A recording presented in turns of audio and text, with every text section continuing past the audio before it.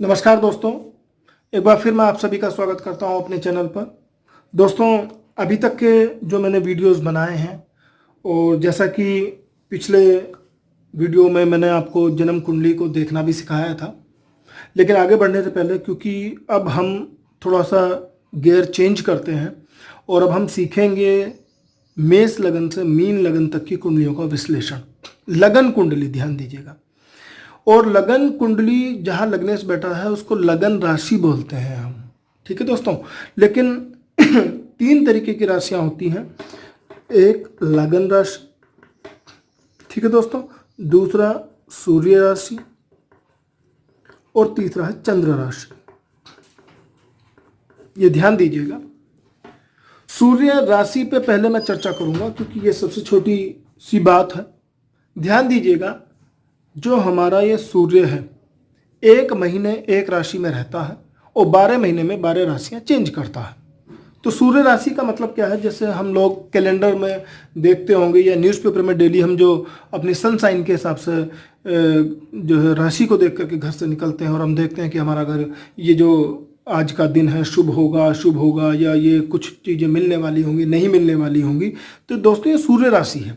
तो सूर्य राशि चूंकि 1 महीने सूर्य को एक राशि में रहना पड़ता है, तो 12 महीने जो इंग्लिश कैलेंडर है, इसीलिए सूर्य राशि पाश्चात्य आपने लिखा देखा होगा जब आप अपनी कुंडली देखते होंगे। वो मैं दिखाऊंगा अभी एक कुंडली में।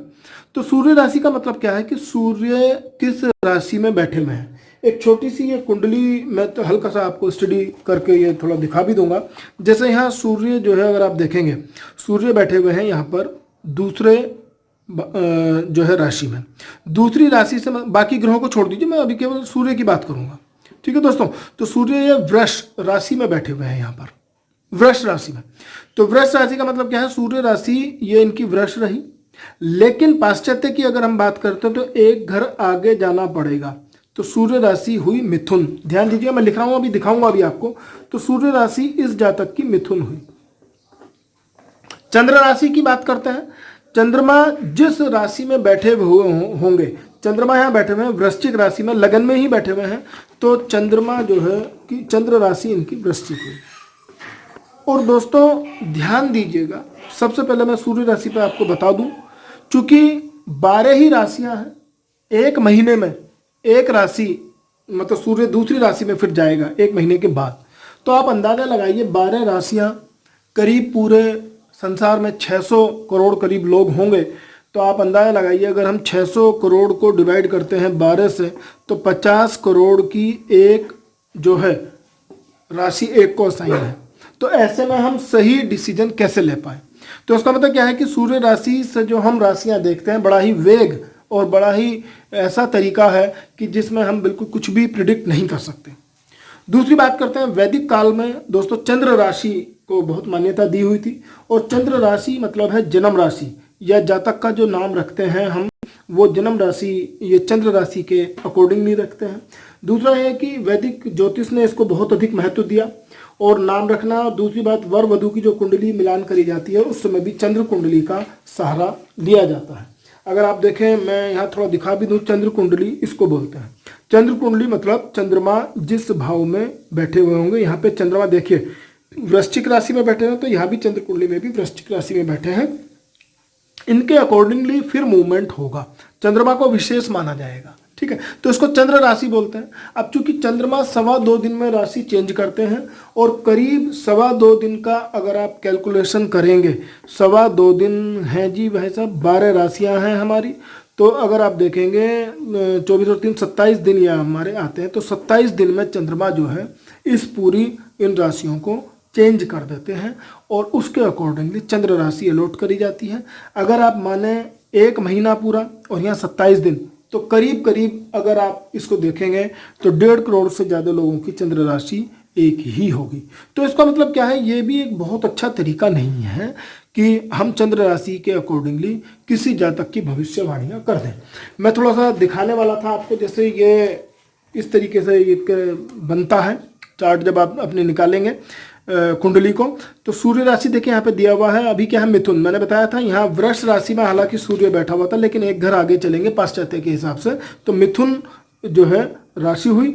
लगन की अगर हम मानेंगे लगन कुंडली की, लगन कुंडली वृश्चिक, मंगल इनके स्वामी हुए, क्योंकि 8वीं राशि जो है उसके स्वामी मंगल होते हैं। ये मैं थोड़ा सा और भी आगे चलते हुए आपको समझाता रहूँगा, लेकिन बार बार मैं चार्ट आपसे डिस्कस भी करता हूँ। देखिए रखा हुआ है, वृश्चिक राशि के जो स्वामी हैं वो मंगल है। तो फिर हम बात करते हैं चंद्र राशि की। ये राशि स्वामी ये दिया हुआ है। चंद्र राशि भी बाई चांस यहाँ पे वृश्चिक है, क्योंकि चंद्रमा वृश्चिक राशि में बैठे हुए हैं और स्वामी इनका मंगल है। ठीक है दोस्तों, अब हम आगे चलते हैं, क्योंकि चंद्र राशि भी हमने डिस्कस कर ली। अब हम बात करते हैं लगन राशि की। क्यों लगन कुंडली सबसे ज़्यादा इंपॉर्टेंट है, तो उसको आप समझ लीजिए। ये दोस्तों मैंने यहाँ दिशाएं बनाई हुई हैं, ईस्ट, नॉर्थ, वेस्ट, साउथ। तो ध्यान दीजिएगा, हमारी पृथ्वी एंटी क्लॉकवाइज घूमती है। अर्थ जो है, जब हमें लगता है ग्रह घूम रहे हैं, लेकिन ग्रह नहीं, ये पृथ्वी घूमती है और अपनी एक्सिस पर ये जो पृथ्वी है 24 घंटे में एक बार घूमती है। जब 24 घंटे में घूमेगी, इसका मतलब 12 राशियों में होकर के गुजरना है। ठीक है जी, 12 राशि हैं, ध्यान दीजिए, और हमारे 27 नक्षत्र हैं। अब चूंकि 12 राशियां हैं, ग्रह हमारे 12 होते हैं, वैसे तो ग्रह भी 12 ही हैं, लेकिन 9 ग्रह विशेष माने जाते हैं। नेपच्यून, प्लूटो, यूरेनस को हम शामिल नहीं करते हैं, तो 9 ही ग्रह को माना जाता है।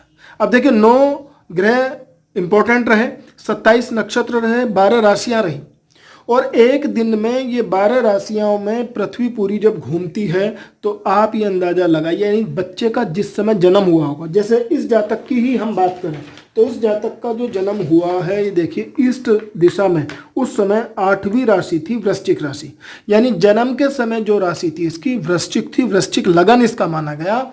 ठीक है, 2 घंटे बाद ये फिर चेंज हो जाएगा, यानी अगर अब पृथ्वी ऐसे घूमेगी तो ऐसे हमारी, यानी ये वृश्चिक राशि ना होकर के धनु हो जाएगी, अगले 2 घंटे बाद ये मकर हो जाएगी, अगले 2 घंटे बाद ये फिर आपका मीन हो जाएगी, एंड सो ऑन। ऐसे ये घूमता रहेगा, ऐसे लगन कुंडली बनती है।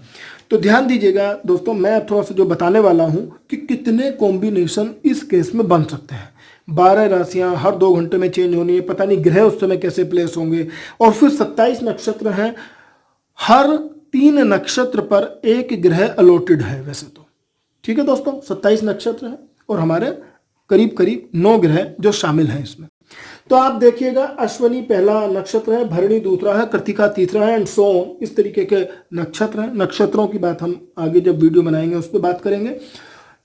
एक ग्रह, जब हमने 12 ग्रहों की बात करी, समझ लीजिए इसको ध्यान से, जो मैथमेटिक्स 12 ग्रह हैं जी, 360 डिग्री ये पूरा भचक्र है, तो 360 डिग्री अलॉटेड है, तो एक ग्रह को अगर 12 से डिवाइड करेंगे तो 30 डिग्री एक ग्रह को मिलती है।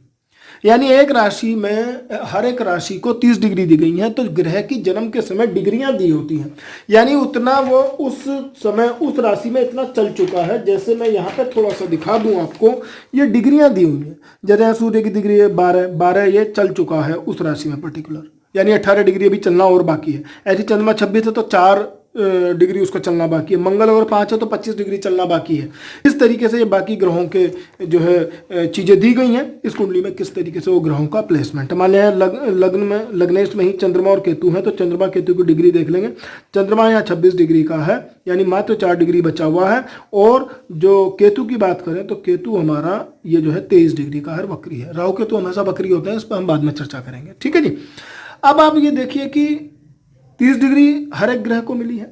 दूसरा, एक नक्षत्र को जो डिग्री मिलेगी, क्योंकि 27 नक्षत्र है तो 13 डिग्री और ये हमारा 20 मिनट, इतनी जो है उस ग्रह की टोटल रेंज है, उसका डोमेन इतना है।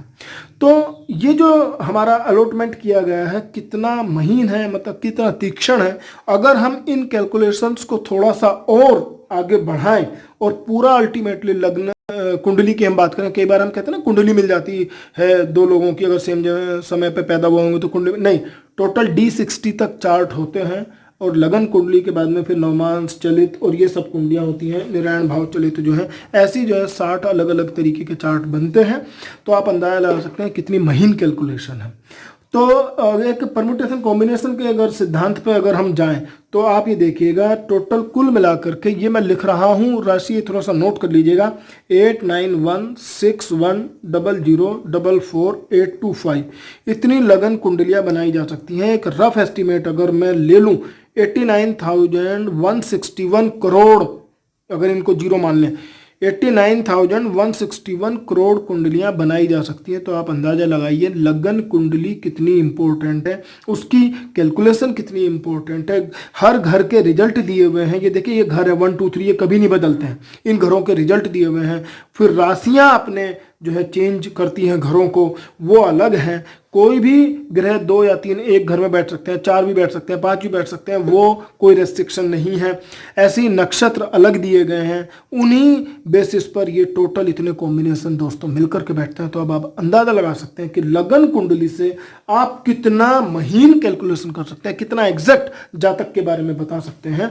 तो लगन कुंडली का महत्व ये है दोस्तों। मैं आपको यहाँ सूर्य राशि, चंद्र राशि, लग्न राशि तीनों के बारे में बता चुका हूँ। इन चीज़ों को आप थोड़ा सा ध्यान दीजिएगा, मैंने सोचा इम्पोर्टेंट है बहुत ज़्यादा। अब जैसे ही हम अलग अलग लगन कुंडलियाँ डिस्कस करेंगे तो उसकी इम्पोर्टेंस भी हमें पता होनी चाहिए।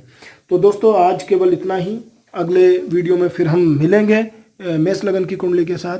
और मैं अब आप लोगों से परमिशन चाहूँगा। बस दोस्तों जाते जाते एक ही रिक्वेस्ट है कि मेरे वीडियोज़ को आप शेयर कीजिए, लाइक कीजिए, सब्सक्राइब कीजिए और बेल आइकन प्रेस कीजिएगा ताकि मेरे आने वाले वीडियो आपको मिलते रहें। अगले वीडियो बहुत ही इंपॉर्टेंट होंगे दोस्तों, उनको देखिएगा, मज़ा आने वाला है। और दोस्तों जिस तरीके से आप अपना प्यार, अपना सम्मान मुझे दे रहे हैं, मैं उसका लिए बहुत आभारी हूँ आपका। दोस्तों बस केवल मैं इतना ही चाहता हूँ आपको बताना कि एक लॉजिकल ये नॉलेज है, ये मैथमेटिकल, प्योर मैथमेटिक्स है, प्रैक्टिकल नॉलेज है। और जितने भी पढ़े लिखे लोग हैं वो इस फील्ड में आएँ, क्योंकि यहाँ इस फील्ड में पढ़े लिखे लोगों की बहुत ज़रूरत है, जिन लोगों का लॉजिकल माइंड है। मैं खुद एक इंजीनियर हूँ, डॉक्टरेट हूँ, इंजीनियरिंग कॉलेज में प्रोफेसर हूँ और मैंने इस ज्ञान को बहुत अच्छे से पढ़ा, सीखा और जितना भी सीख पाया हूँ अब आप लोगों के प्रति मेरा दायित्व है, मेरी कोशिश है कि मैं आप लोगों को भी सिखा सकूं, समझा सकूं और आपको इस लायक अपनी वीडियोस के थ्रू बना सकूं कि आप अपनी कुंडली की विवेचना खुद कर लें और खुद उसमें जान लें कि क्या सही है, क्या गलत है, क्या आपको दान करना है, क्या रत्न पहनना है, किस तरीके के जप करने हैं। ये सब चीज़ें बस दोस्तों, मेरे भाइयों, आपको ध्यान रखनी है। इन्हीं शब्दों के साथ मैं अपनी वाणी को विराम देता हूँ। जय गुरुदेव। गुरुदेव दोस्तों, मैं जो जय गुरुदेव बोलता हूँ ये केवल इसलिए बोलता हूँ क्योंकि गुरु के बिना ज्ञान नहीं है। गुरु ही वो हैं जो भगवान को जाने तक का रास्ता बताते हैं। बृहस्पति देव हमारे सभी देवों के गुरु हैं और किसी की भी कुंडली में अगर बृहस्पति सॉलिड है तो वो सारी कुंडली को ठीक से निकाल करके ले जाएंगे, केवल अकेले बृहस्पति देव। तो जिन लोगों से हमें ज्ञान मिला है मैं उन सभी को नमन करता हूँ और सभी गुरुओं को मेरा आदर सम्मान। जय गुरुदेव। नमस्कार।